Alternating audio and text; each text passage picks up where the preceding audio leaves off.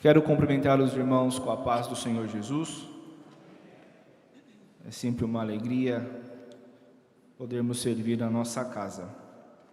Atendendo à solicitação que nos foi feita pelo Ministério da Igreja, na pessoa do pastor Sancler, superintendente da Escola Bíblica Dominical, nos foi proposto não a ministração da aula, mas o discorrer de um sermão acima do tema dessa aula. Então, eu irei me ater às bases da lição, mas não será uma aula. Amém, irmãos? Abram suas Bíblias no Evangelho de Jesus segundo escreveu Mateus, no capítulo 24, a partir do versículo 3. Mateus 24, a partir do verso 3.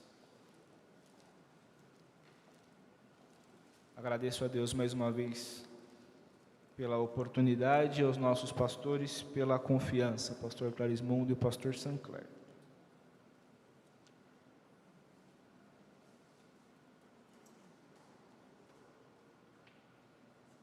Os irmãos encontraram?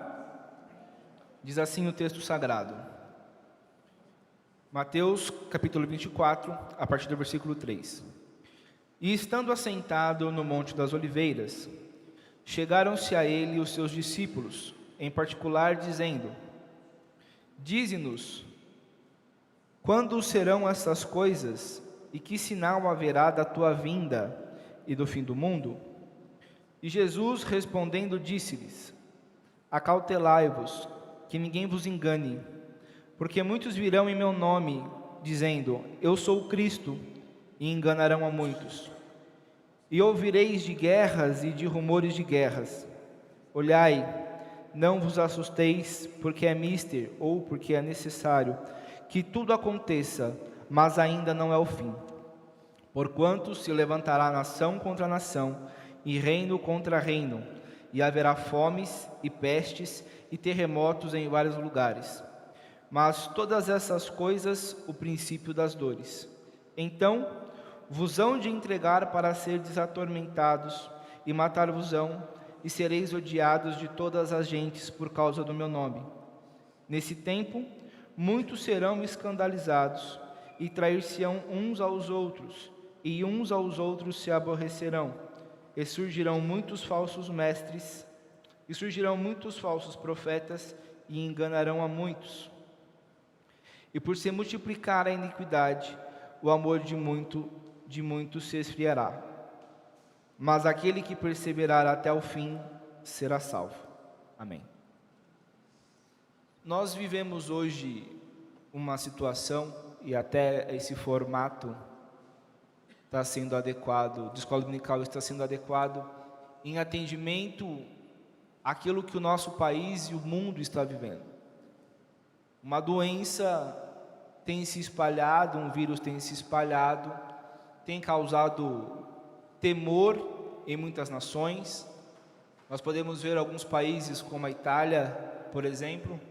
Eu ouvia essa semana, enquanto estava no trânsito, uma reportagem que aqueles que estavam na Itália em intercâmbio, o governo tinha mandado que voltassem aos seus países. Tamanha era o temor de contágio, de proliferação dessa doença. E o que nós estamos vivendo hoje, irmãos, é o cumprimento da palavra de Deus. Dias difíceis, dias em que um sistema tem sido preparado, tem sido forjado para que o anticristo possa chegar, ou para a chegada do anticristo. E com base nisso, nós precisamos analisar aquilo que a palavra nos ensina. Mas, Felipe, a palavra nos ensina que com o surgimento do anticristo, a igreja já não mais estará aqui, nós já fomos arrebatados com Jesus. Glória a Deus por isso. Mas ainda assim nós precisamos, como igreja, nos atentar àquilo que a palavra de Deus nos ensina acerca do que vai acontecer até a volta de Jesus. Estarmos preparados para que isso não cause em nós um temor exacerbado em relação a esse mundo. Nós devemos temer é para nos mantermos firmes à palavra de Deus. Tudo que vai acontecer aqui, irmãos, no mundo, é plano do Altíssimo. Já está tudo preparado, já está tudo pronto. Ele mesmo nos disse: no mundo vocês terão aflições, mas tenham bom ânimo, porque eu venci o mundo. O nosso papel como igreja, nesses últimos dias, é estarmos firmes, fortes e convictos daquilo que a palavra dele nos ensina. E estarmos também atentos aos sinais que a Bíblia nos dá a respeito da volta de Jesus. A lição de hoje, ela vai tratar sobre o homem do pecado, que é o anticristo, também chamado de anticristo, ou iníquo, ou filho da perdição. Esses são os nomes atrelados a ele. E nós, como igreja, entendendo tudo o que vai acontecer e como as coisas estão acontecendo, estejamos atentos, porque alguns falam que Jesus vai demorar ainda 15, 20, 30 anos para voltar, mas os fatos são outros. Independente do tempo que ele demore para voltar para arrebatar a sua igreja, o nosso chamado individual pode acontecer a qualquer momento. E nós, como igreja, precisamos a todo tempo estarmos preparados, em plenas condições, para aquele grande dia em que seremos chamados por Cristo. Amém? Na primeira epístola de João, no capítulo 2, versículo 19, ele vai dizer assim: filhinhos, é já a última hora, e como ouvistes que vem o anticristo, também agora muitos se têm feito anticristos, por onde conhecemos que é já a última hora. Saíram de nós, mas não eram de nós, porque se fossem de nós, ficariam conosco, mas isso é para que se manifestasse que não são todos de nós. Nós passamos hoje por uma situação em que nós temos visto, em que o mundo começa a clamar por algo. Terremotos, enchentes, epidemias, o Covid-19 não é a primeira. Nós, há algum tempo atrás, sofremos com a H1N1, não chegou a esse estágio, mas nos causou temor. Há anos atrás, Ebola, AIDS, foram considerados como epidemias, hoje já estão controlados. Nós precisamos nos atentar ao que está acontecendo à nossa volta. E com isso, compreender a relevante importância da igreja nesse cenário que se constrói para a chegada do anticristo. Então, a lição, ela vai tratar alguns pontos, eu quero trazer alguns acréscimos. A Bíblia de Estudo Pentecostal, na página 1856, ela traz um estudo que fala sobre o período do anticristo. E ela vai apontar alguns sinais sobre a vinda do anticristo. Eu quero fazer desse estudo algumas menções com os irmãos. O primeiro que ela vai apontar é o mistério da injustiça. Isso é, a atividade secreta dos poderes do mal, já evidente no mundo inteiro, aumentará até alcançar seu ponto máximo na total zombaria e desprezo de qualquer padrão ou preceito bíblico. Por causa do predomínio da iniquidade, o amor de muitos se esfriará. E o que nós temos visto hoje é bem real quanto a isso. O nível de violência, o nível de crueldade. Ontem, conversando com um amigo que é policial militar, ele contando de uma ocorrência que tinha feito, e que o assaltante, na hora de levar o carro da pessoa, de uma mulher, ela estava com um filho de 5 anos no carro, ele apontou a arma na cabeça do menino. E a vítima foi chamada à delegacia para prestar o depoimento, e na hora de ir embora, tamanho foi o trauma da criança que ela não queria mais entrar no carro, com medo que aquilo viesse a acontecer. Nós não podemos afastar aquilo que acontece no Rio de Janeiro, aquilo que também acontece aqui em São Paulo, o nível de crueldade. Algumas coisas que há alguns anos não seria impossível imaginar que aconteceriam, hoje são reais e infelizmente estão batendo a nossa porta. Crianças de 10, 11 anos que já roubam, que já assaltam, já usam arma de fogo. Isso é um absurdo, mas é uma realidade que infelizmente nós estamos vivendo, e se enquadra nisso que a palavra de Deus vai dizer, o mistério da injustiça. Há uma proliferação da crueldade, há uma proliferação da maldade, mas as coisas fugiram do controle ou do plano de Deus de maneira nenhuma. Tudo está devidamente no controle das mãos de Deus. E é nesse cenário tão conturbado, tão triste e tão lamentável que a igreja precisa se destacar como aquele remanescente que não se corrompe, que não vende os seus valores, que não negocia a sua fé, independente do que aconteça. É o nosso papel como igreja de Cristo, como embaixadores dele, defendermos a palavra dele, não com discussão no Facebook, não com briga pela internet, mas com o nosso exemplo de fé sendo real, onde a palavra dele seja a verdade absoluta em nossas vidas e nas nossas atitudes. Não adianta falar que somos crentes se a nossa postura ela depõe contra aquilo que nós falamos. Eu costumo dizer para os jovens e para a liderança da Almaden, falar até papagaio fala, e o da irmã Síria cantava hino, e era afinado.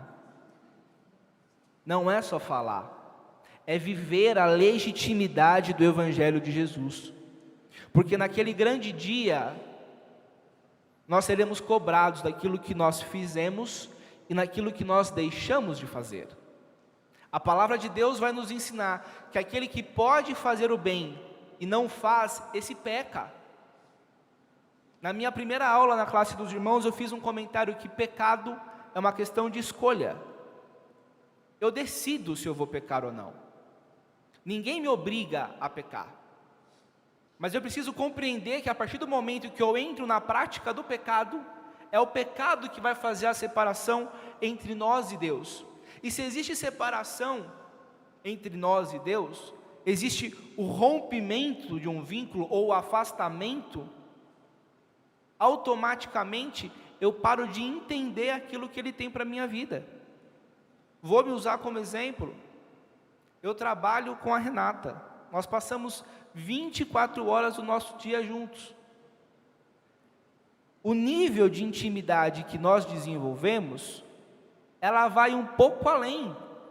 A Renata não precisa falar alguma coisa para que eu entenda.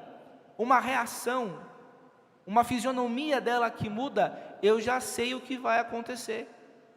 Eu já sei quando vai dar ruim para mim, pela reação que ela tem. Por quê? Intimidade, convívio.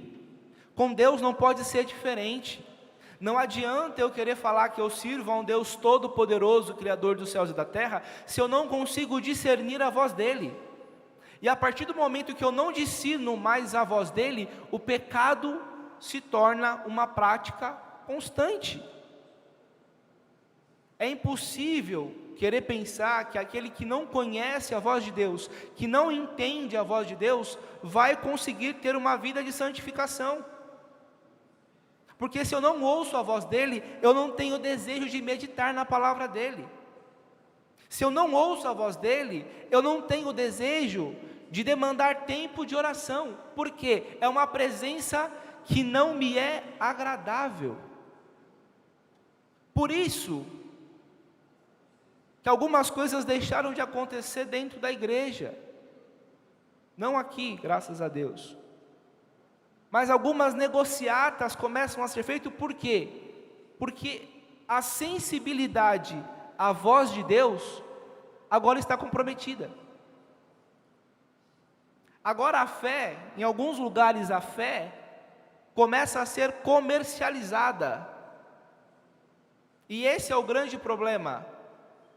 Porque quando nós compreendemos que a fé é aquilo que se espera, mas não se vê, porque a palavra de Deus vai nos dizer, se você está vendo e esperando, isso não é fé, porque você já sabe o que vai acontecer.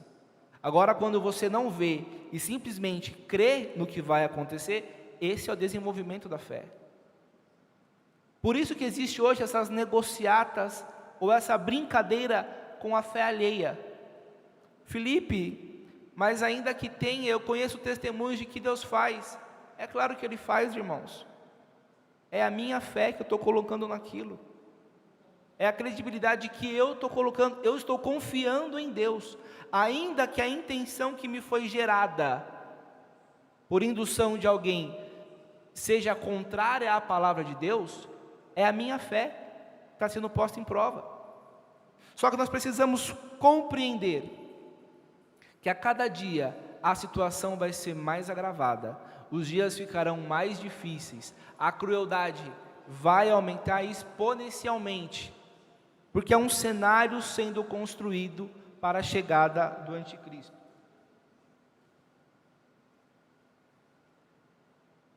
O segundo ponto que esse estudo aponta é que ocorrerá apostasia, que significa literalmente desvio, afastamento, abandono. Nos últimos dias, um grande número de pessoas da igreja vai se apartar da verdade bíblica. O que nós temos vivido também não se difere disso. Quem convence o homem do pecado e do juízo é a palavra de Deus. Mas o que nós temos visto é que, de uma forma assustadora, algumas pessoas que nasceram, cresceram na igreja, de repente, e isso não tem uma explicação, de repente, ela vira e fala: eu não quero mais ir para a igreja. E ela entra num processo de degradação, em alguns casos, até moral, porque ela se afasta de Deus. Isso também é o cumprimento da palavra dele. A lição, ela vai falar sobre a quádrupla missão do homem do pecado. E eu queria abordar esses temas com os irmãos. E o primeiro ponto que a lição aponta é que, dentro dessas 4 missões, 4 atividades que ele vai ter, a primeira é a oposição a Deus. Vale ressaltar que desde sempre ele já perdeu. Ele sabe que ele já perdeu, mas ele não vai deixar de investir e de insistir para que o maior número de pessoas sejam afetados. Quando nós falamos de oposição a Deus, nós precisamos entender tudo aquilo que ele vai fazer para minar a estrutura da igreja. Alguns dos irmãos aqui sabem que eu servi ao Exército Brasileiro. E uma das primeiras coisas que a gente aprende no quartel é que, em uma situação de conflito, é mais importante eu ferir o meu inimigo do que eu matar o meu inimigo. Porque para cada homem ferido, 5 soldados serão mobilizados para cuidar dele. Nós necessitamos compreender que o nosso adversário, ele é de inenarrável artimanha. Ele conseguiu corromper 1/3 dos anjos dos céus. Não ache eu ou você que temos a capacidade ou a habilidade de resistir a ele, senão completamente dependendo do Senhor Jesus Cristo, porque nós não temos. Ele conhece o homem desde o primeiro. Ele conseguiu corromper a Eva no jardim. Ele conseguiu induzi-la a comer o fruto. Vejam o nível de artimanha. A Bíblia não vai contar quanto tempo isso demorou para acontecer. A conversa entre eles, o nível de persuasão entre a serpente e Eva, ela não faz menção. Mas a gente pode tirar por base, e aqui é uma conjectura sem nenhuma heresia: como é que o pecado chega para você? Ele chega chutando a porta? Não. É com um jeitinho. É uma ideia sutil. É só um pensamento leve. Mas será? Mas todo mundo faz. Eu acho que não é pecado. Porque afinal de contas, Deus só quer o meu coração. Não é possível um Deus que é amor, que é a plenitude do amor, ter uma linha tão rígida. Não. Eu acho que pode. E aí você começa a fazer concessões para o pecado. E cada concessão que é feita te afasta mais de Deus. Automaticamente, ela mina a sua estrutura. E o que ela vai fazer é criar em você uma dúvida. Será que Deus existe? A partir do momento que existe a dúvida, eu coloco em xeque a minha dependência de Deus. A partir do momento que eu começo a conjecturar a possibilidade dele não existir da forma como eu acredito, eu começo a minar uma base. É igual infiltração de água, os irmãos já viram. Isso aqui é coisa simples, tem uma poça ali, mas não tem problema. A água vai minando, ela vai achando por onde se entranhar. Quando você vai ver, o estrago é muito maior. Se tivesse cuidado daquela poça de água no começo, ela não teria infiltrado na sua parede. O pecado é a mesma coisa. Ele vai achando uma brechinha, e é de brecha em brecha que ele vai se entranhando. Quanto mais ele se entranha, mais fragilizado você está, mais minada a sua fé e a sua dependência de Deus ela é. E compreendendo que a atitude dele é criar essa oposição a Deus, ele não vai chegar de uma vez. Ele vai começar de pouquinho em pouquinho a desconstruir tudo aquilo que você acreditava como certo. Porque a intenção dele não é que você saia fora da igreja de uma vez, mas é que você continue aqui dentro, doente, desacreditado e influenciando outras pessoas a também não acreditarem e a serem doentes. Essa é a grande missão. Compreender quando isso acontece dentro das nossas igrejas, nos traz à tona a necessidade do cuidado nesses últimos tempos. A compreensão da gravidade que tudo isso vai trazer para mim e para a sua vida, nos manda a estarmos alertas. Na primeira carta de Pedro, ele vai falar que, vai dizer assim: sede sóbrios, vigiai, porque o diabo, vosso adversário, anda em derredor, bramando como leão, buscando a quem ele possa tragar. Nós, como igreja, precisamos estar atentos às investidas de Satanás, embasados na palavra de Deus, de toda a armadura que é feita menção em Efésios 6. A única arma de ataque é a palavra de Deus. Nós nos defendemos pelo escudo da fé, mas nós atacamos com a palavra de Deus. Que ela esteja viva e latente em nossos lábios e que nós a vivamos com legitimidade. A segunda missão é a oposição a Israel. Através de seus anticristos, o diabo vem reunindo todos os esforços para destruir Israel, quer física, quer espiritualmente. Destruição em massa, 6 milhões dos judeus durante a Segunda Guerra Mundial. Eu não preciso expor isso aqui para os irmãos, que já é de conhecimento dos irmãos. Tudo aquilo que aconteceu durante o Holocausto. E todas as tentativas de destruição do povo de Israel. Em 1948, por um voto do brasileiro Oswaldo Aranha, Israel volta a ser constituído, ter o seu território constituído. Logo em seguida já começa uma guerra. E é legal você fazer uma análise do que acontece nessa guerra, porque estudiosos não cristãos vão dizer que a vitória de Israel foi um milagre, porque Deus continua zelando por aquele povo. Existe um tratar especial de Deus com o povo de Israel, e nós precisamos compreender isso, sendo Israel o nosso relógio.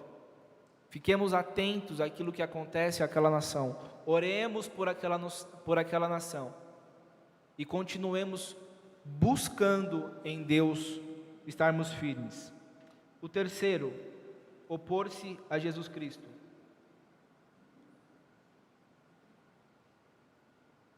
E aqui eu quero me ater um pouco mais. O anticristo vai opor-se a Cristo e querer se colocar no lugar de Cristo. Os ataques do inimigo contra Jesus: tentou matar a Jesus fisicamente, procurou enredá-lo na tentação do deserto, tentou destruir os ensinos da vida e obra de Cristo. Primeira Epístola de João, capítulo 4, versículos 2 e 3, diz assim: Nisto conhecereis o Espírito de Deus. Todo espírito que confessa que Jesus Cristo veio em carne é de Deus. E todo espírito que não confessa que Jesus Cristo veio em carne não é de Deus. Mas este é o espírito do anticristo, do qual já ouvistes que há de vir, e eis que já está no mundo. Como foi exposto aqui para os irmãos, o cenário sendo construído para a chegada do anticristo. A gente começa a ver que ao longo desses últimos dias, algumas coisas têm acontecido e causado uma revolta com todo direito em nós cristãos. A difamação do nome de Jesus, seja no carnaval, seja em vídeo, que está nas plataformas de streaming, os irmãos sabem do qual eu estou falando, seja toda a difamação do nome de Jesus.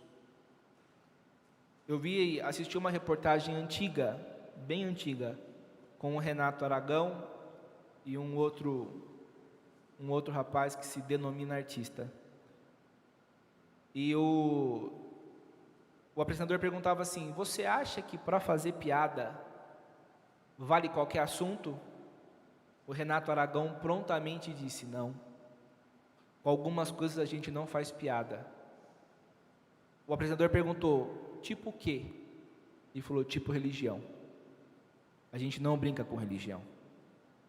O outro falou assim: eu discordo de você, Renato. Eu acho que o nosso papel como artista é fazer piada de tudo. E está errado.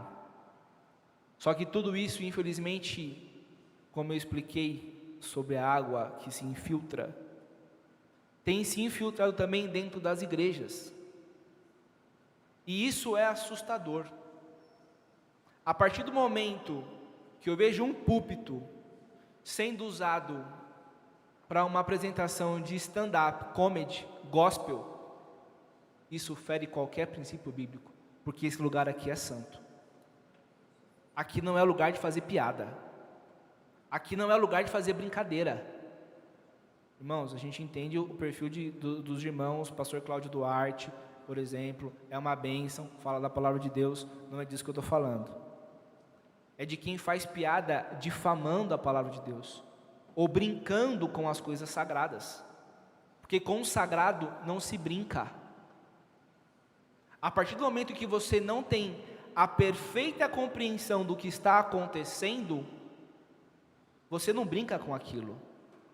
Existe um comediante famoso que se intitula como um pastor, e ele faz chacota, é um pastor pentecostal, e ele faz chacota com as línguas estranhas, ele brinca com alguns dos jargões que nós usamos, e o povo dá risada. Isso é muito sério, isso é muito sério. Mas quando você combate esse tipo de coisa, você é chato, você é antiquado. Mas Filipe, os tempos mudaram. O tempo pode mudar o quanto quiser, a palavra de Deus, ela não muda. E a partir do momento que ela não muda, que ela é imutável, o que era pecado há 70 anos atrás, baseado na palavra, continua sendo pecado. O que acontece hoje, existe uma proliferação de um espírito de rebeldia.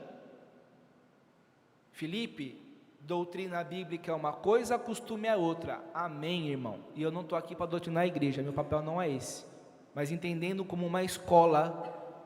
Eu estou falando em relação ao que a palavra de Deus nos ensina. A partir do momento que é me instituída uma regra, independente se é baseado na Bíblia ou se vem da minha liderança, em qualquer esfera que seja, a minha desobediência é pecado. É simples assim. Não tem o que negociar e nem o que questionar. No mundo secular se usa uma expressão: contra fatos não há argumentos. Depende, às vezes cabe um argumento, mas nesse caso não cabe, irmãos. Não se negocia e também não se estimula. Se nós formos lá para Provérbios capítulo 6, verso 16 em diante, se não me engano, vai falar que 6 coisas Deus odeia, mas a 7ª Ele abomina. E a 7ª coisa é irmão que causa contenda com o irmão. É o difundir da rebelião. Eu não gosto de uma coisa, chego no pastor Sancler e falo: o senhor viu que coisa? Aí eu começo a incitar o pastor Sancler sobre aquele assunto. Pastor Sancler pode me cortar, falou: Felipe, para por aqui, chega. Mas algum outro irmão pode ouvir e começar a fomentar aquela história de novo. O que acontece dentro da igreja? Existe uma proliferação da contenda. Aí está o malefício da fofoca. Fala para um, que fala para outro, que fala para outro, que fala para outro, que fala para outro. O problema se difunde, a estrutura da igreja é minada. Felipe, mas o que isso tem a ver com o anticristo? Irmão, presta atenção, tem tudo a ver com ele, porque é ele minando a base da igreja do Senhor Jesus. Eu e você, nós somos moradas, nós somos o templo do Espírito Santo. Que as nossas atitudes sejam pautadas na verdade do Evangelho, e que nós estejamos atentos ao que está acontecendo. Eu costumo dizer que na porta do inferno vai estar escrito: bem-vindo ao nada a ver, porque é assim que toda rebelião começa.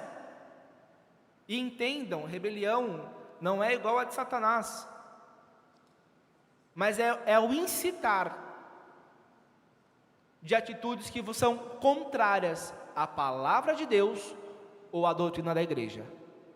Isso é rebelião. É uma oposição a Jesus Cristo? Claro, direta. Porque se o povo de Deus não consegue se manter unido aqui, como é que vai para o céu? Quem quer ir para o céu? Levanta a mão. Mas levanta a mão com vontade, irmão. Os irmãos que têm medo de levantar a mão. Como é que você quer estar no céu amanhã, se você não vive os princípios do céu hoje?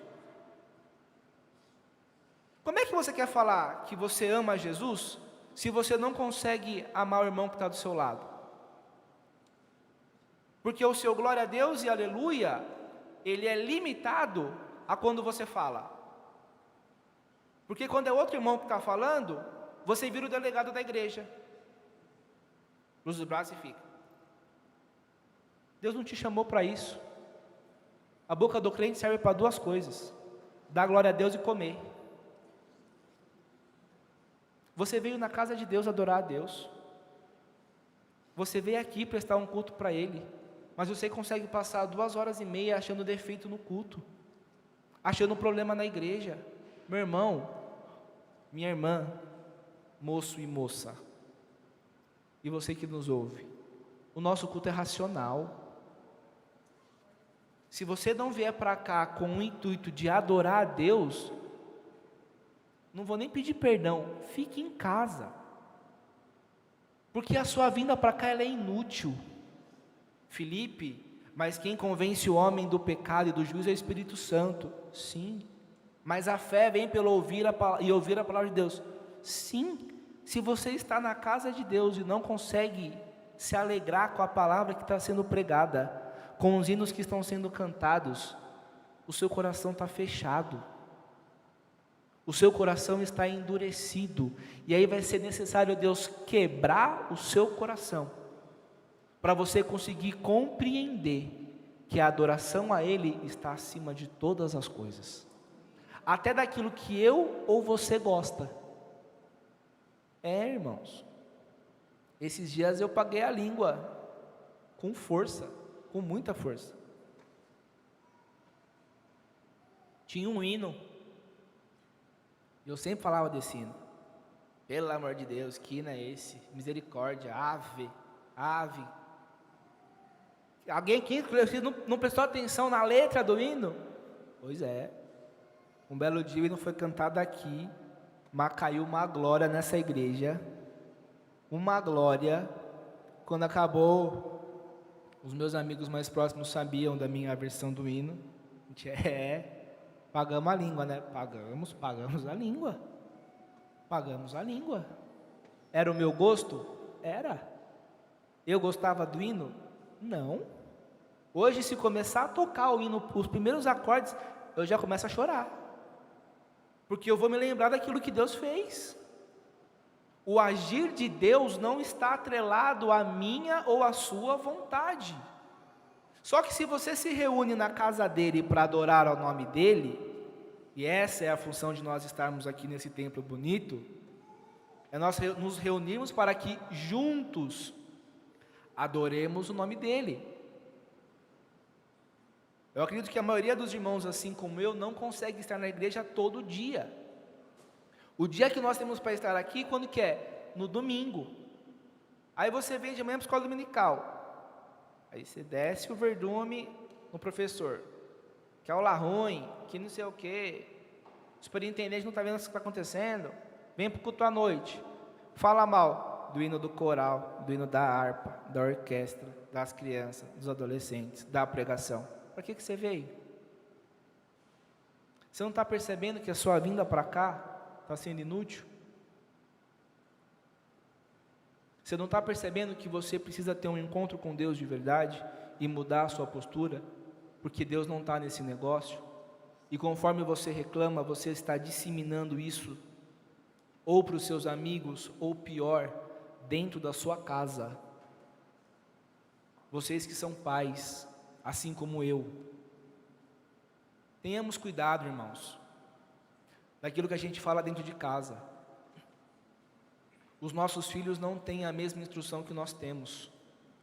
Uma crítica sua, uma criança pequena, ela vai crescer alimentando aquilo. Quando ela tiver seus 14, 15 anos, que Deus o livre antes, ela vai começar a viver e a falar aquilo que você ensinou ela a falar dentro da igreja.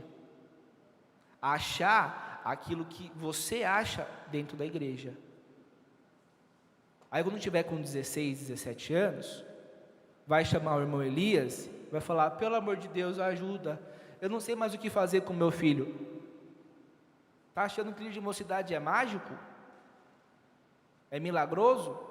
A gente até tenta, não é, Elias? A gente tenta. Foi a base que você instituiu dentro da sua casa, irmão. Você falou mal do pastor, você falou mal da igreja, você falou mal dos departamentos, e você quer que seu filho seja uma bênção? Começa com você. Felipe, isso é oposição a Jesus Cristo? Oxi! Não é? Você dentro de casa está minando o alicerce da igreja de Cristo. O seu papel é ser um difundidor da palavra que salva, que cura, que transforma, que liberta, que regenera.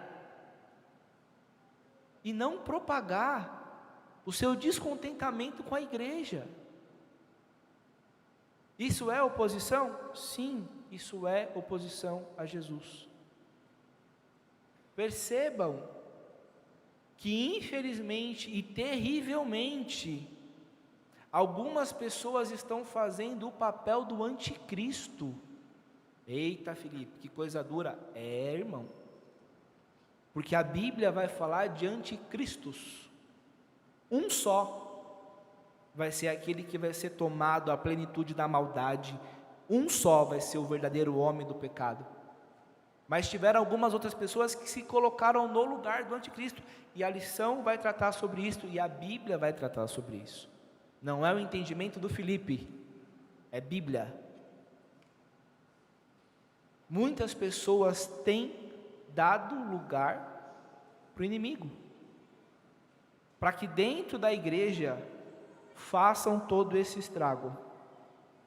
O último ponto, opor-se à igreja.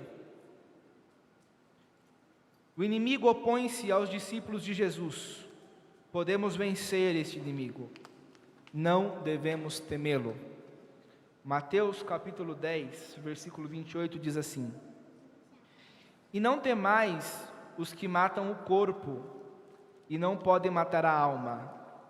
Temei antes aquele que pode fazer perecer no inferno a alma e o corpo. A missão clara do anticristo vai ser oposição à igreja. Felipe, mas a igreja já vai ter sido arrebatada, sim. Mas ele tenta e ele cria todo um cenário de oposição. Eu quero que com muito carinho os irmãos entendam o que eu vou dizer agora. Nós somos embaixadores de quem? Irmãos, me respondam. Somos embaixadores de quem? Vocês estão aí, irmãos? Somos embaixadores de quem? De Cristo. Político? Não. Nenhum político? O que a palavra nos ensina? Que nós somos embaixadores de Cristo. Vamos dar lugar para Cristo, irmãos? Só para Cristo. Política, cada um vai ter a sua visão. Cada um vai entender o que é melhor. Meu papel como igreja e como servo de Cristo e embaixador dele é respeitar, independente de eu concordar ou não. Ah, Felipe, não consigo. Então você vai ter que orar mais. Esses dias eu ouvi uma pessoa falando a respeito de um político aí, com um nível de crueldade. Tinha que morrer, tinha que matar, tinha que acabar, piscina de ácido. Faço uma pergunta para os irmãos, e aqui vai ficar só a reflexão. Os irmãos já imaginaram, e olha só que interessante, naquele grande dia, a igreja foi arrebatada, você está chegando nos portões celestiais, você dá de cara com aquele político que você fala, esse daí não vai para o céu nunca, o cara foi salvo. O que você faz? Você passou a vida inteira falando que ele não prestava, difundiu ódio, arrumou confusão com o irmão da igreja por causa de eleição. Esse ano é ano eleitoral, então cabe. Arrumou briga, arrumou confusão, falou, terminou a amizade por causa de política. Você chegou no céu, você dá de cara com o barbudo. E agora? Você vai escolher o quê? Ou você volta, ou você entra. Mas se você entrar, vai ter que estabelecer um vínculo para a eternidade. Ou o contrário, você chega na porta e tem lá um capitão parado. E agora? Irmãos, o Evangelho de Jesus, ele vai além da política. A palavra de Deus vai nos ensinar que se eu não amo o meu irmão a quem eu vejo, como é que eu posso amar a Deus a quem eu não vejo? A função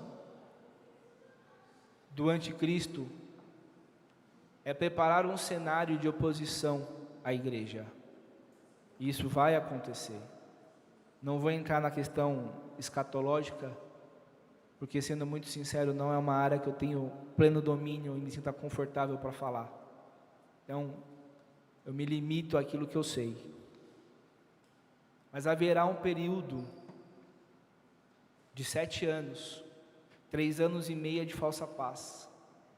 e 3 anos e meio de guerra.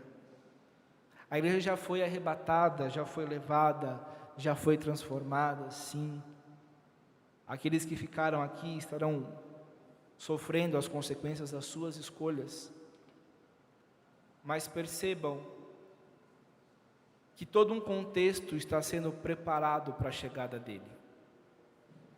Covid-19 não é um que está fora. Essa semana nós vimos o quão sensível a economia mundial é. Bolsas despencando horrores. O Ibovespa parou 3 vezes. O ouro bateu o valor de 2012, salvo engano. Ações despencaram. O que isso tem a ver?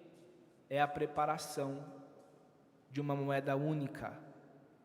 Quando se fala em economia, quando se fala em valorização ou desvalorização de moeda, é preciso compreender que isso acontece mediante a diferença de cada moeda.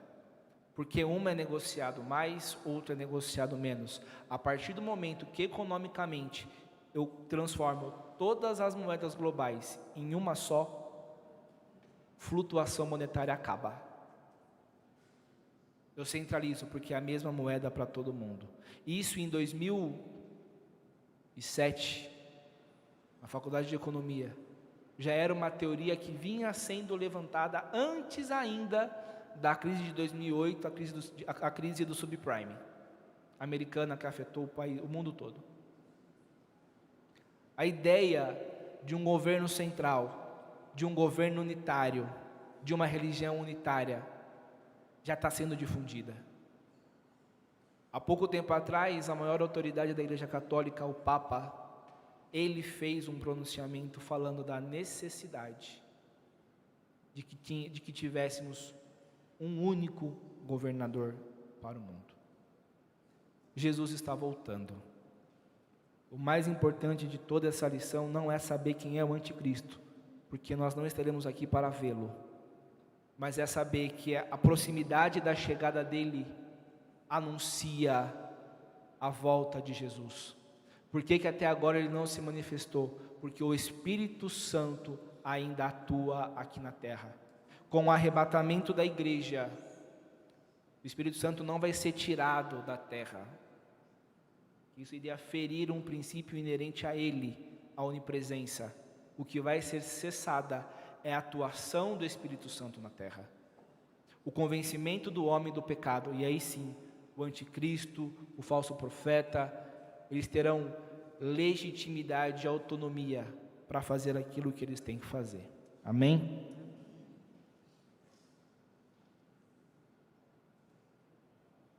Se coloquem em pé, irmãos, por favor.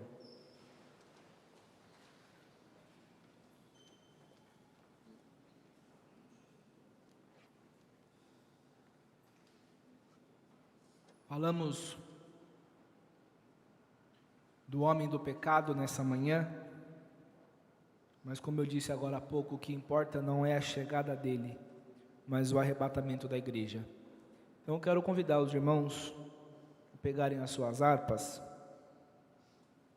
e cantarmos o hino 401.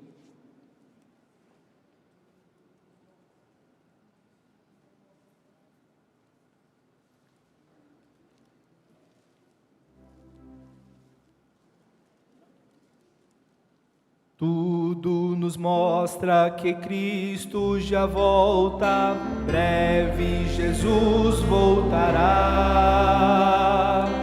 Já neste mundo o mar se revolta, breve Jesus voltará.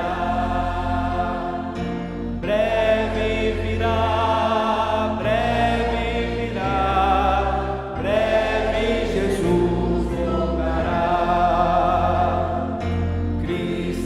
Acorda, sua vinda é certa, breve Jesus voltará.